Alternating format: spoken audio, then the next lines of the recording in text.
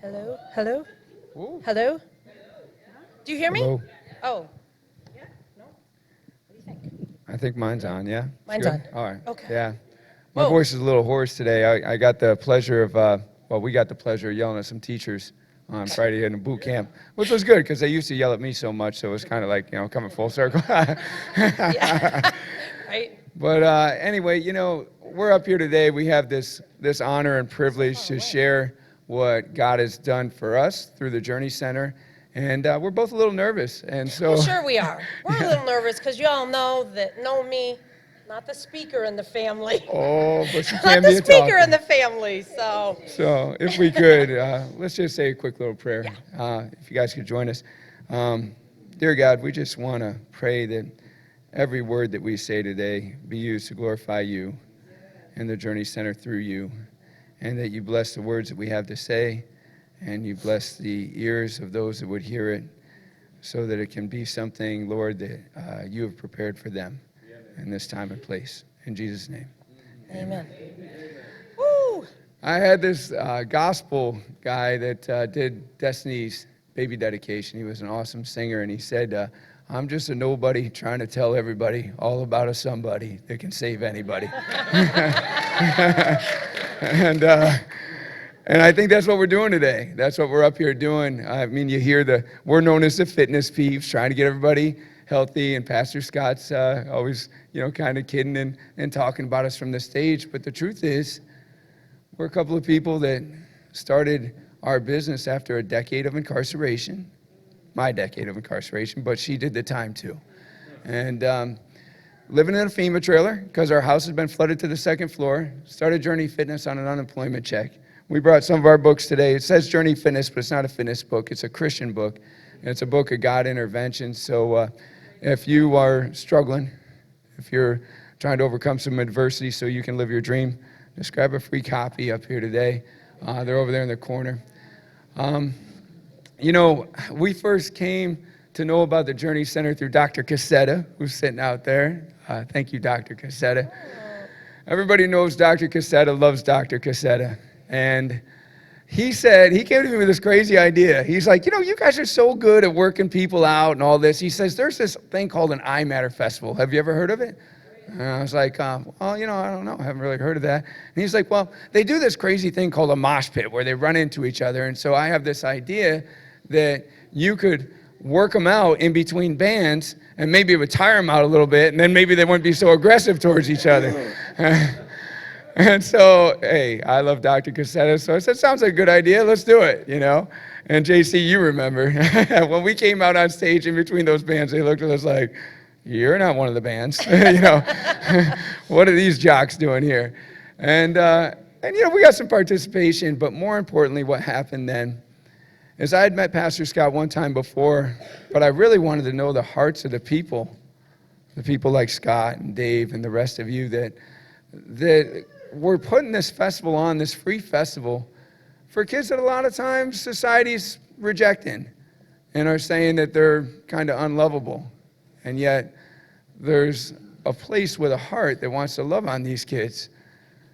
So I started going to Journey Center after that because I said, I want to know these people. And there's just been way too many God interventions in my life to call it all coincidence. I heard a quote the other day that coincidence is God's way of remaining anonymous. I'd like to just go with that because we didn't know how much we were really going to need the Journey Center at the time that we started coming, but it turns out we really did. But you... So after meeting Pastor Scott and doing the I Matter festival, it was a very short period of time when I knew I needed to have him, get together with our daughter, because for those of you that are close with us, some things. But, you try to keep things behind closed doors. And so because of his love for the kids and what he did at that festival, I knew they needed to get together, and they immediately started counseling. Our daughter has suffered with depression and anxiety, self-harm, suicide attempts, numerous suicide attempts. So it wasn't too long after they were counseling together, we were actually out of the country on a trip, and she had her first suicide attempt. And so her very first phone call was to Pastor Scott, and she said, I just drank some Drano, I don't know what to do. And so he said, tell you Graham, get to the hospital. And so obviously we got the phone call and immediately flew out. But he was right there at the hospital with her, so was Lisa. There's just been so many people in this church, and forgive me if I leave your name out because it's not intentional, but it's not just Pastor Scott and Lisa that have been there for us and our family. Curtis, I've reached out to him so many times. She just needs friends. She needs people to love on her, and he's taken her for coffee. He's called her. He's texted her. Sean's not in here right now, but Sean has been giving her voice lessons for probably like a year. He had been doing it, and it's not really even about the voice lessons. He just tries to love on her and be there, And so she always says to me, she says, he doesn't preach to me or anything. Like, he just lets me talk and vent. And, some months she believes in Jesus, and then there's numerous in a row where she doesn't again, So, and he just, tries to love on her. And Bruce Sharp, is he here today? No? Anyways, he's been amazing to her as well. He took her to an adult group on Wednesday nights where she met Sherry Bacchus, and they prophesied it over her and just loved on her. There's just been so many people that have really tried to put their arms around her. We still struggle. I mean, it was, 3 weeks ago, I had to call you again, and, Pastor Scott comes over to the house. It doesn't matter.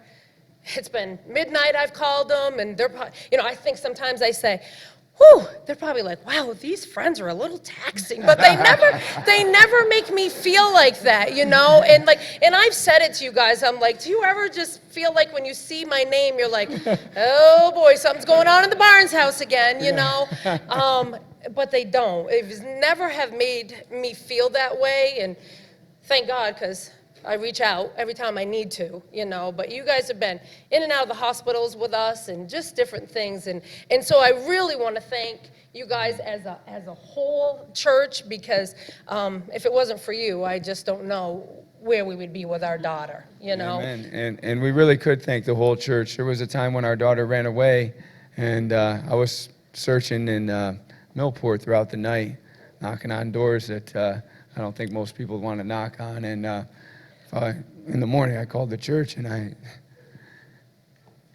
said, I need some help, And within 30 minutes, there's 50 people with pictures in their hands in the middle of Millport, and we were able to find her that morning because of this church, So thank you all. Thank you all for that. And this church has been great for us. At the time of iMatter, we didn't have a church. When I went to prison, I was going to a church, and they didn't visit. And we did join a church when we first came here, but we got called in the office. I was kind of like going to the principal's office because we had a fundraiser that involved wine and dancing, and we were told the church didn't want to be associated with that. So when the iMatter Festival came around, we really weren't going to a church at the time because we didn't really have a home, and we found a home here. We found a place where people wouldn't judge, and where they just wrap their arms around you. And as you can imagine, having problems like that in the home can sometimes lead to problems in a marriage. Me being gone 10 years, it was like I was the stepfather in the home, Even though I was a biological father, it was just kind of like the third wheel. And there was times where Cyndy and I would kid that she was the home boss and that I was the work boss, because as I would kind of get rejected in the home, I guess I just poured myself more into work. And as things went on, I think I had less and less input as to what was going on there, because it was easier for Cyndy to handle within the home. And Cyndy wanted less and less involvement in what was going on in the franchise and the journey, because she had enough to focus on. And one night, everything came to a head, as you can imagine. When you have a troubled daughter, some evenings are a little bit more explosive than others. And it was this time last year that I actually moved out. I moved out, and I'm so grateful for your heart, Pastor Scott, because I told him what I did, and we all try to justify these things, right? Like, well, I'm stubborn as anybody, I'll tell you that. I'm all in with everything that I do, so I'm all in with being out, right? And so he says to me, he says, you do all these 21-day challenges. He says, let me give you a challenge on your terms. He said, how about you and Cyndy meet with me for 21 days? You meet with me every day for 21 days, and if at the end of that you can still say that, this is what you want to do, then maybe you can go with God's blessing. But it seems like so much of what you've done it because you knew God wanted you to do it. Starting Journey, you felt this book of God interventions. So how about that? So he had us come to these meetings, and we had to come up with 5 things every time that we appreciated about one another. By the time Every day. By the time 21 days was over, we had to come up with 105 things, good. It was easy at the beginning, and then it's like, when we're like day 17, like, oh my gosh, I just want to repeat some of those. But it planted a seed. And actually at the end, he says, so what do you think? And honestly, we weren't there yet. We weren't there. I mean, we came up with a lot of good things to say about each other, but there was like a lot of tough times. And I don't think we were completely healed. But because of what had happened, because of his work, we wound up at a franchise conference together in February in Las Vegas where we'd met. Cyndy decided that she should go because she was still going to be a partner in the franchise, whether we were living together or not. And because of coming up with 105 nice things to say about each other, it was a little easier to act nice towards one another when we were there. And we had a wonderful time together. And it was so wonderful that when we got back home, she says, so are you going back to your apartment? Just like that? And it really didn't seem like the right thing to do. And I moved back in, and yeah, amen, right? Amen. Amen to that. Woo. So then there's all these talks along the way, about like, so what are we going to do now? Are you going to put your ring back on and this and that? And I said, when I do, Cyndy, I make such bold commitments, and I'm always all in that when I do it, I want it to mean that it's never coming off again. And it didn't occur to me till this morning that giving this testimony in front of God and everybody, that this would be a really good time to do that. And so, yeah.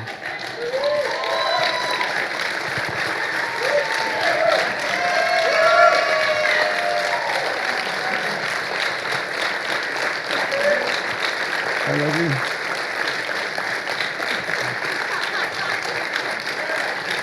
I just want to rededicate myself to you in front of God and everybody. I love you. Thanks for putting up with me. Thank you, Pastor Scott. Yeah.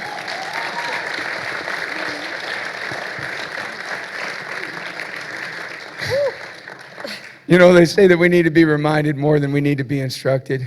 We didn't come up here to teach you anything new. We came up here to remind you what a special thing that you're part of.